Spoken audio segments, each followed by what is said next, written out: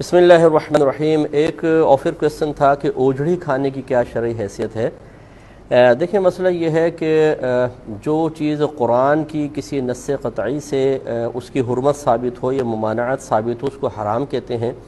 اگر حدیث سے کسی کی حرمت ثابت ہو تو وہ مکروہ تحریمی کہلاتی ہے۔ اور پھر اگر ہم اپنے قیاس سے کسی چیز کو کسی حدیث میں یا قرآن میں بیان کردہ حرام چیز پر قیاس کر کے کسی اور چیز کو ہم ناجائز کہتے ہیں تو پھر وہ اس کا درجہ حدیث کے ثبوت سے تھوڑا سا کم ہوتا ہے، اکثر ایسی ہوتا ہے۔ چنانچہ نبی کریم صلی اللہ علیہ وسلم نے ذبیحے کی 7 چیزوں کو 7 اعضاء کو کھانا منع فرمایا، لیکن اس میں اوجڑی کا تذکرہ نہیں ہے۔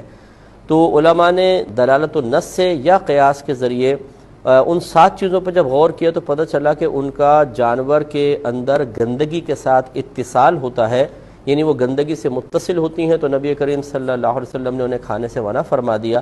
اسی پر قیاس کر کے اوجڑی کے بارے میں بھی کہتے ہیں کہ چونکہ یہ گندگی کا مخزن ہوتی ہے، اس کا اتصال گندگی کے ساتھ ہوتا ہے، لہٰذا نہ کھایا جائے۔ لیکن چونکہ یہ قیاساً ثابت ہے تو اس لیے جو محتاط علماء ہیں، میں بھی اس میں میں محتاط تو اپنے آپ کو خیر نہیں کہتا، لیکن یہ ضرور ہے کہ میری بھی ذاتی رائے یہ ہے کہ یہ زیادہ سے زیادہ مکروہ تنزیہی ہے، تحریمی نہیں ہے۔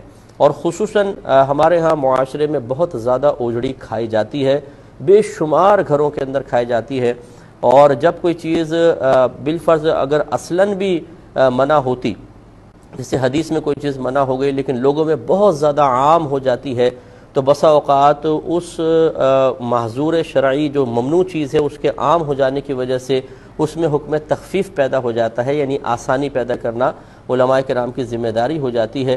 تو لہٰذا اس میں عموم بلوہ بھی بہت زیادہ ہے کہ بہت سارے خواص بھی کھا رہے ہیں، عوام بھی کھا رہے ہیں۔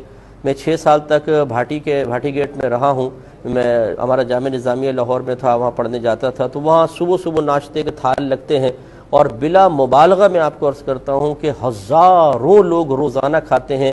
اگر آپ ماہانہ حساب کر لیں تو لاکھوں کی تعداد ہو جائے گی، اور وہاں اوجڑی کھاتے ہیں لوگ بہت زیادہ۔ تو خلاصہ کلام یہ ہے کہ چونکہ یہ بہت زیادہ کھائی جا رہی ہے اس لیے اس میں حکم ہلکا ہی ہوگا، زیادہ سے زیادہ مکروہ تنزیہی کا حکم ہوگا۔ مکروہ تنزیہی اس فعل کو کہتے ہیں کہ جو کرنا گناہ نہ ہو لیکن شریعت نے اس کو پسند نہیں کیا ہے۔